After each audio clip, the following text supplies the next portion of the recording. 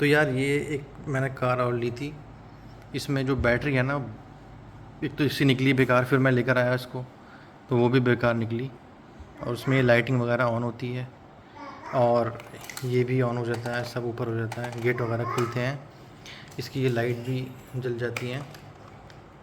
और मैं तो यही रिकमेंड करूँगा कि आप लोग भी ये बैटरी वैटरी वाली, स्पेशली इस तरह की जो मैं ये लेकर आया हूँ, ये वाली कार तो कभी मत लेना। ये काफ़ी कॉस्टली पड़ी थी, मुझे रेट याद नहीं फ़िलहाल, लेकिन 300 प्लस पड़ी थी।